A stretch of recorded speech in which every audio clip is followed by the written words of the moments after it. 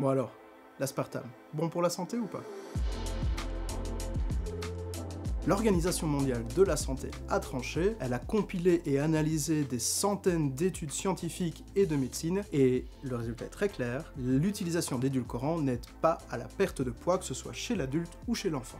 Bon, ça c'est pour la mauvaise nouvelle, désolé, il va falloir trouver une autre manière de faire régime. L'OMS recommande donc d'utiliser moins de sucre dans les préparations, ou d'utiliser des sucres naturels comme ceux qui sont présents par exemple dans les fruits. Bon alors attention, si t'as du diabète ou que ton médecin te conseille d'utiliser des édulcorants, tu l'écoutes bien, l'OMS était très clair dans sa note, il faut suivre les consignes de son médecin. Même chose pour les produits d'hygiène corporelle et de soins, comme le dentifrice, les pâtes qu'on met... les crèmes, pas les pâtes c'est pour manger.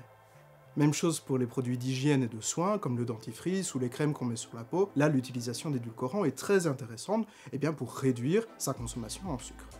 Dentifrice au sucre, ça c'est génial. T'imagines? Petit dentifrice au miel. Donc les édulcorants, on peut les utiliser, mais ça ne marche pas pour perdre du poids. Alors il y a depuis de nombreuses années aussi la question de savoir s'ils sont dangereux, potentiellement cancérigènes ou non. Et là aussi, l'OMS a tranché, sur base aussi d'une méta-analyse de beaucoup d'études qui se sont penchées sur le sujet.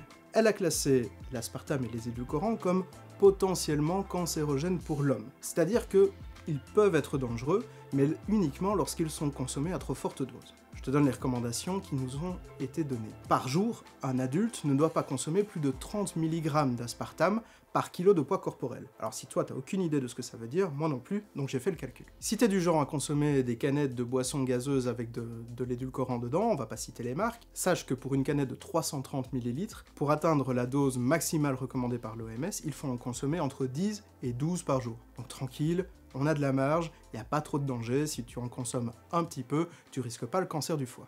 Alors un peu de nuance pour continuer de te rassurer. C'est une recommandation qui est basée, c'est vrai, sur beaucoup d'analyses et de statistiques, mais il s'agit donc d'une recommandation. Les études continuent et la recherche continue, chaque jour des centaines, des milliers de médecins et de chercheurs continuent à étudier l'aspartame et les édulcorants de manière générale, pour voir si oui ou non ils sont dangereux pour toi, et s'ils peuvent t'apporter quelque chose pour être en forme et manger de manière équilibrée. Allez, je te résume. Si t'as envie de perdre du poids, l'aspartame et les édulcorants ne vont pas t'aider, et si tu ne dépasses pas des doses assez élevées, il n'y a pas trop de danger pour toi. Donc tu les utilises, si t'as envie, avec modération. Allez, on se voit la semaine prochaine, d'ici là, mange équilibré, et n'oublie pas, la science est toujours avec toi.